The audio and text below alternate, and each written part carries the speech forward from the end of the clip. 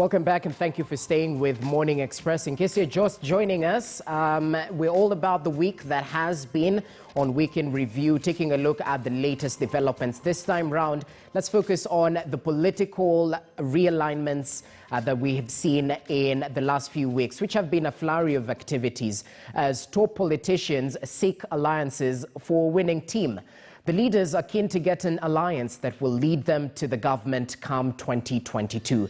And political analysts say such alliances must be clear months to an election. Now, our senior political reporter Patrick Amimo delves into this subject. A day after ODM leader Raila Odinga hosted Baringo Senator Gideon Moi and President Uhuru Kenyatta's younger brother Mohoho Kenyatta at his current home, Makueni Governor Professor Kivutha Kibwana held closed-door meeting with ODM party officials from Lower Eastern for a possible 2022 pact with Raila.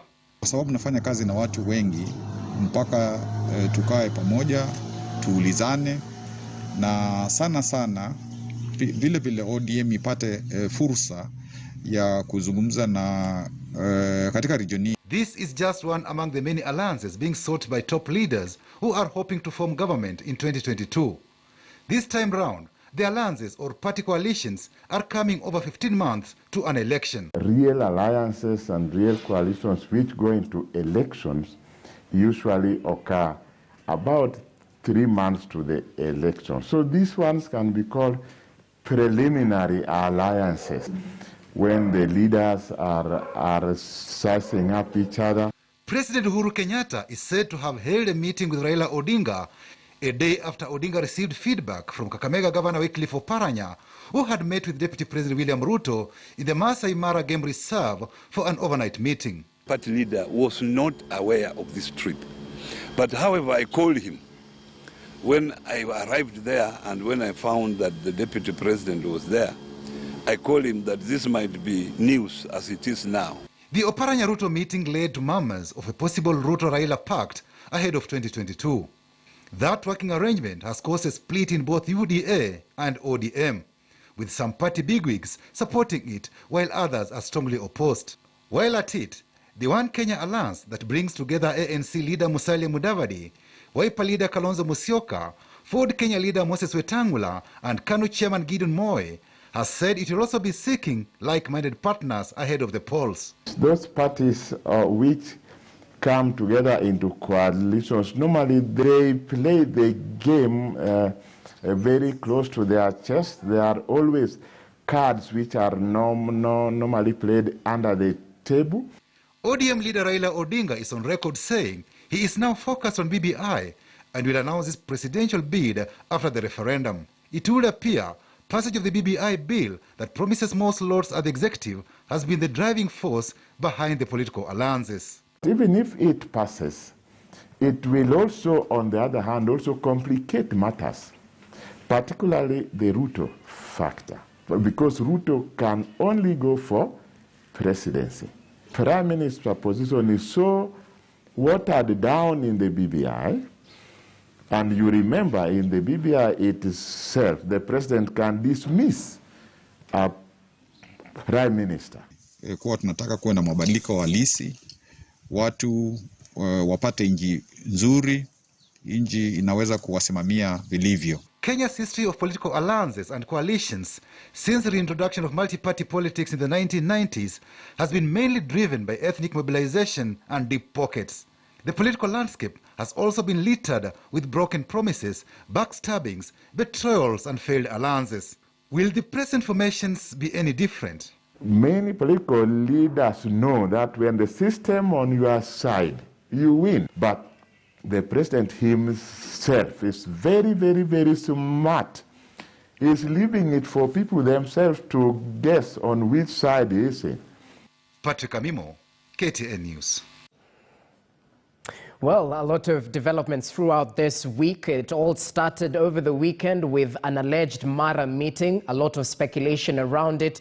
Later on, photo ops between Muhoho, Gideon Moi and Raila Odinga. And right now, just yesterday on a local TV station, Deputy President William Ruto categorically mentioned that he hasn't had a sit-down or talks with Raila Odinga around the formation of our coalition. So with all this in mind, let me reintroduce my panelists, Professor Gitile Naituli in studio, Mark Bichachi via way of Zoom, as well as Kasim Tandaza and Gloria Oroba. Professor, I'll start with you before we go to the politician in the group. What say you about this? Are you of the opinion that these are just preliminary alliances, including the One Kenya alliances, because it's quite early to the general election and a lot of insiders are mentioning that after BBI, that's when we'll see the real alliances and formations being made?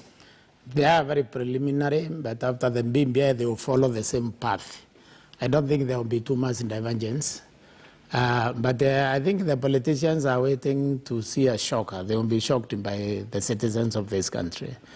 The COVID and the economic situation has done something that we have never been able to do since the 1960s, suffer collectively. And therefore begin to think as a collective entity. And that means, because alliances are based on packaging a tribe and selling it to the other fellow, who now maybe has resources. The trend of has been, I have the numbers, you have the money, so we collide, not about the agenda, because our politicians have never expressed any agenda that they can actually sell to the country. So this will continue, but like during the story, one of the speakers said, 3 months to the general election is when they will crystallize. Now, I don't know why people are paying so heavy attention to the BBI, because the BBI structure strengthened the presidency. And therefore, the prime minister will not be something these people want too much. If they want the big seat, most of them will be going actually for the presidency, because the prime minister will be used to balance some equations down here. But this we shouldn't like it. I mean, we should be happy with the coalitions that they are building, because hopefully from there we can start going to nitty-gritty business of fixing this economy, dealing with the middlemen in every area, and so on. So the formations are good, but they need to look at the public. This public is not the 2007 public, it's not the 2017 public. This is a public that has seriously realized that is one person living in a single market, suffering the same policies together. Well, many might argue, or rather the younger generation might say, Kenyans are woke this time. Now, Kasim Tandaza, I mean, the One Kenya Alliance has been categorical. They're open to work with like-minded individuals, and the speculations were rife. It might be Raila, or it might not be. Talk to us about the holes that have been poked into the One Kenya Alliance, of which your party leader is one of the figureheads. Questions around ideology, questions around the lack of a clear candidate going forth, and now questions around this might be a preliminary alliance. What's your take on this? Thank you, Jesse. I'm really surprised that any Kenyan would poke holes on the One Kenya Alliance, because as professors put it correctly, what is ailing this country now is not politics, really. It is the economy. And it's only in One Kenya Alliance through the party leader, my party leader, Honorable Musalia Mudavadi, that has been very consistent and very eloquent and giving solutions on how to go about in terms of economy, from the ballooning debt, how to reschedule, how to go for concessionary loans, how to spur the economy generally. It is in One Kenya Alliance. So why somebody should poke holes on the One Kenya Alliance in terms of ideology and policies, I am short of any words to describe that person. It is only the One Kenya Alliance, which is an alliance so far, and it has taken off. So going towards 2022, certainly this is the alliance to watch.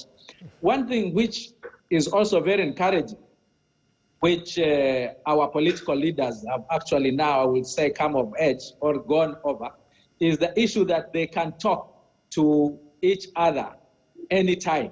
You know, this idea of one against this or this community against this I'm happy that we are also getting over that. There is absolutely nothing wrong if the Right Honorable Amolo Odinga talks to the Deputy President, he talks to Musalia, he talks to Joho, he talks to Kingi, you see. But this should be talking to each other, not to one another. For this matter, I think we are headed in the right direction. In One Kenya Alliance, we put it very categorically that we are going to work with like-minded people. At least we are consistent on matters economy. And that is the way I'm seeing it going. BBI or no BBI, the elections will be held. But this time around, you are saying, let's have elections based on policies.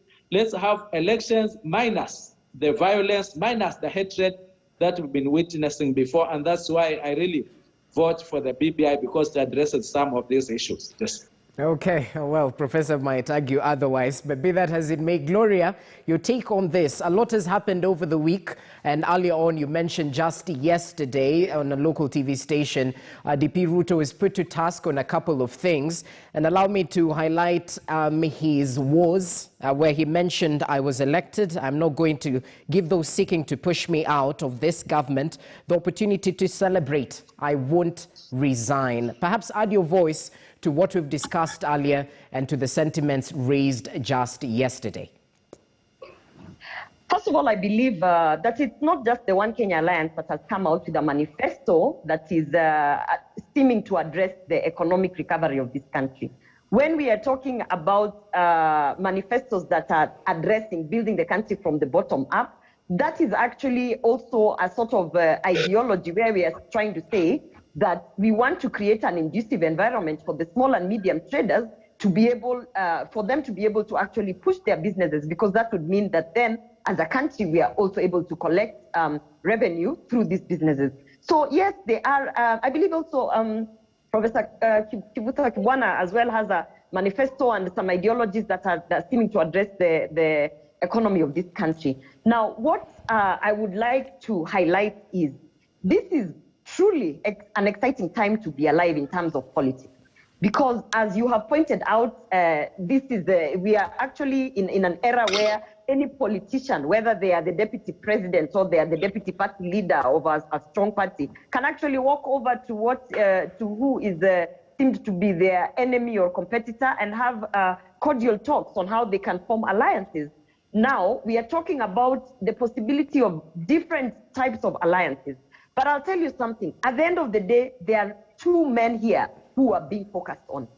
That is former Prime Minister Raila Odinga and the Deputy President William Ruto. This we know are the players who are actually, let's say, the front runners of the next general election. So the fact that we are seeing some of the heavyweight politicians who are also running for president in the 2022 election, seeming to talk to these two front runners, I think for me it's a good thing, because remember, we are also trying to push this country to a place where we are avoiding any form of post-election violence, because the temperatures in politics are so high and the hate is created.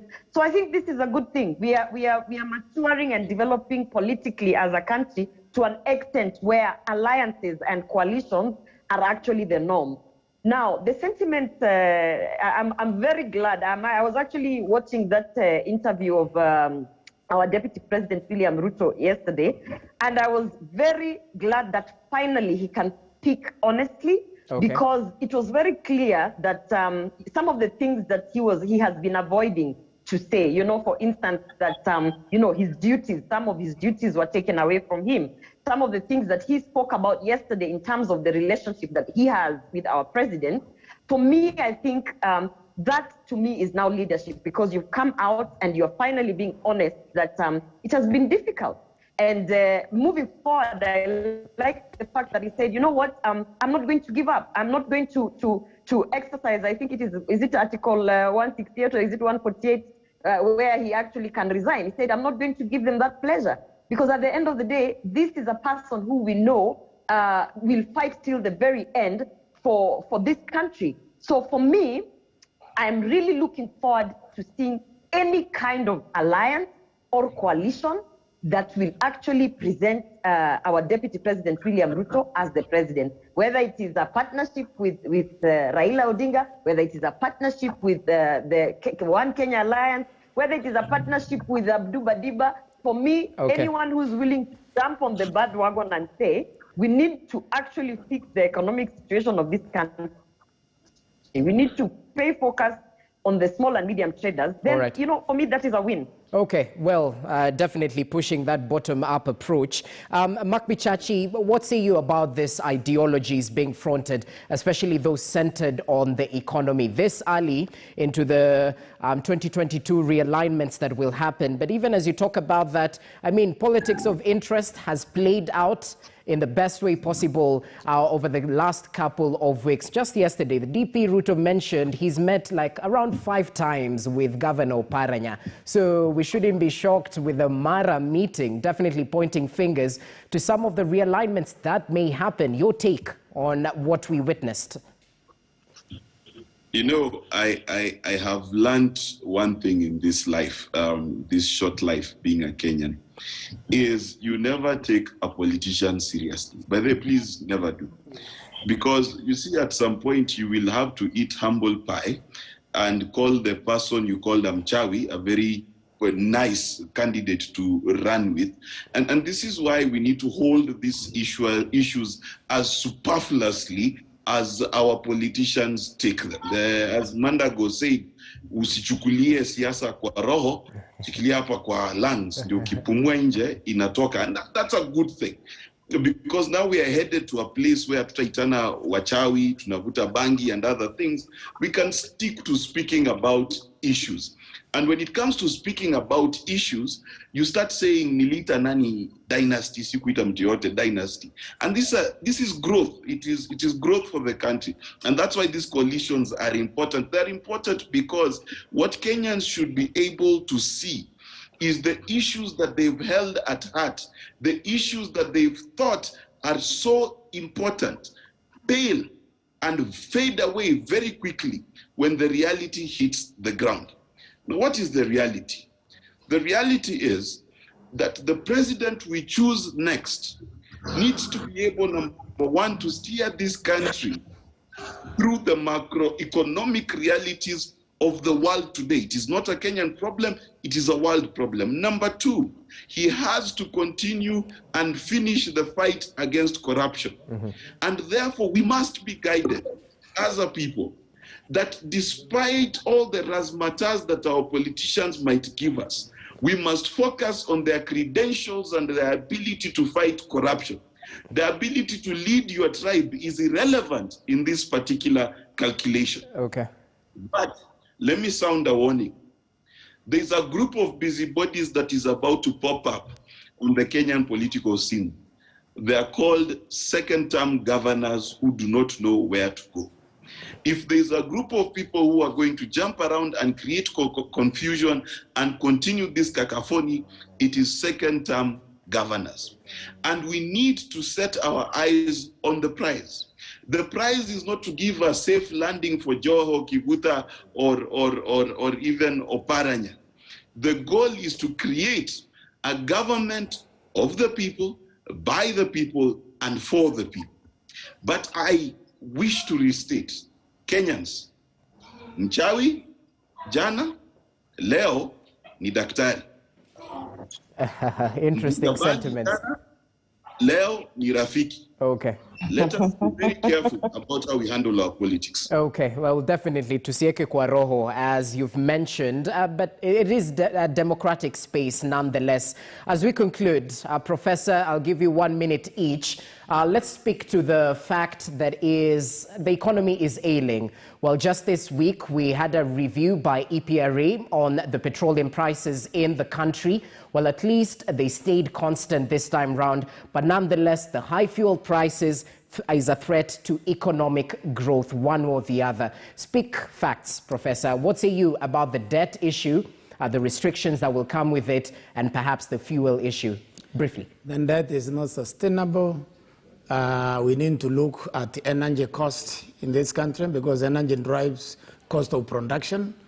I think we really, the next government, in my opinion, even the remaining term for this government, you need to pay attention to that, to the energy cost, because this is a huge, big problem. You know, the structures which increases our cost, independent producers, people who lease aircraft so that Kenya Airways goes down. I think this government will have to sit down because now it's under structural arrangement, structural under receivers basically by IMF. So they will have really to sit down and say how they can organize this economy. We have the capacity to do it, and I know they can be done because we move to the next election with the level of economic performance we're having now. Yeah. We could have political related violence. We need to forestall that by going straight into proper planning now. Okay, Kasim Tandaza, your take as a member of parliament, perhaps, I mean, price of kerosene will definitely affect those at the local level in Matuga. Talk to us about this and your observations around the restructuring of the government due to the IMF dalliance we have with them. Thank you. But before I go to that, I will want to take that seconds on what Gloria tended to... Briefly, sir. 30 seconds. I was looking at the Constitution, and it is very clear that the role of a deputy president is a principal assistant to the president. The roles is assigned by the president. So saying that some duties have been removed from him, I don't know where we are deriving this from. I believe with the current Constitution, even with the next president who is going to come in 2022, the deputy will only be assigned the roles by the president. If you are assigned, well and good. If not, you cannot complain that something has been taken away because it was not there in the first place. Now, on the two issues of the IMF, that is a debate on its own about the structural adjustments. How did we get ourselves where we are? We go back to our corrupt ways. The issue of the cost of energy, this defeats the growth of this economy. It is the basic knowledge that if we want to go into manufacturing, if we want to go to export your commodities, definitely the cost of manufacturing should go low, and the cost of manufacturing is largely dependent on the cost of energy, be it electricity, be it the fuel component, and we have the highest in this region. So we keep on getting it wrong all the time. Okay, we definitely need to get it right one way or the other. And I mean, the oil importers are definitely not smiling because their margins were affected one way or the other. They'll get compensation later on, according to the government. But be that as it may, Mark Bichachi, your final take on this economy matter, which is definitely linked at the hip with the current political discourse in the country. First, let me state this, that the amount of money we borrow is something that is debated with Parliament, and Parliament sets a cap for what we are borrowing. Secondly, let me remind Kenyans that there is one time in this country we were unable to borrow any money. That was in the 1990s. And when we were unable to borrow any money, our GDP dropped to -4. And this is 4%. And this is critical because we must understand that we have today the opportunity of having the COVID pandemic. And according to all statistics and all data, we did not shrink. In fact, we grew by 1%. In fact, our exports grew by 7.8%. What am I saying? It is easy to politicize debt. It is easy to say your country is in receivership. But until you wake up one day and your loaf of bread was 50 bob, it is now 5,000, that is when you will understand an economy that is in trouble. Let us be honest to Kenyans and say that fiscal discipline and fiscal matters are not to be politicized as trivially as we are doing so now. And if we cannot remember, please go sit with an adult who was alive in 1992, 93, 94, 95, and they tell you how many roads they were built, and they tell you how it was easy to get an ID card, and they tell you how inflation was before we complain about where we are. All right. Well, interesting sentiments there.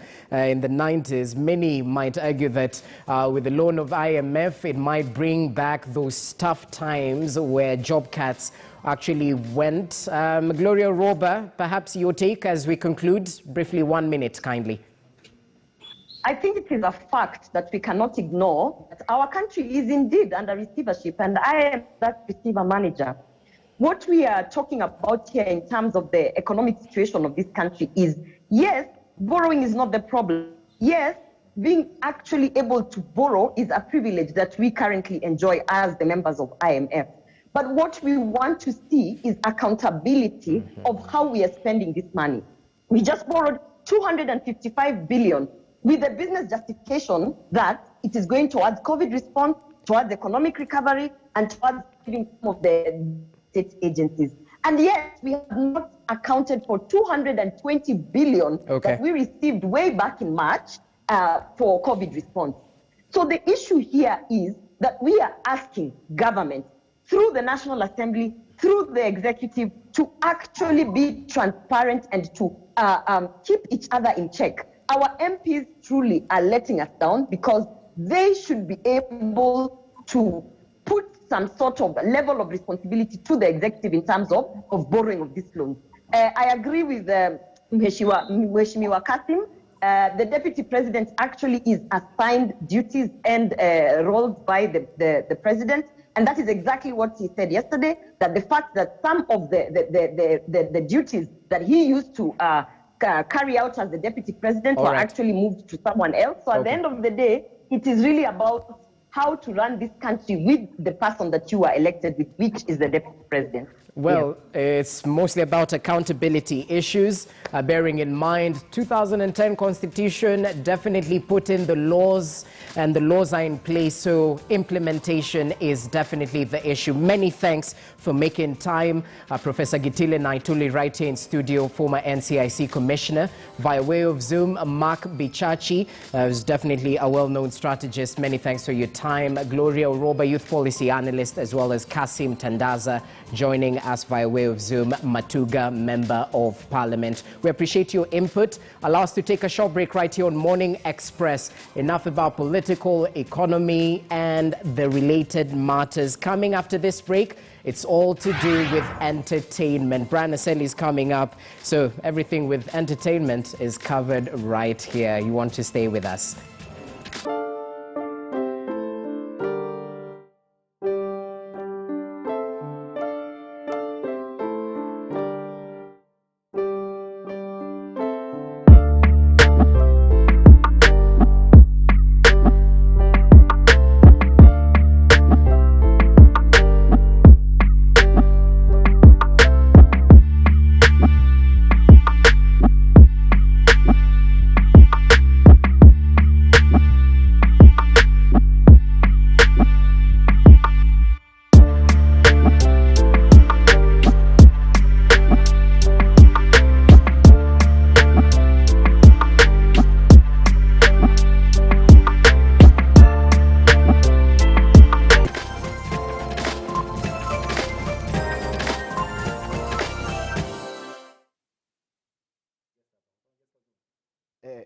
Yes.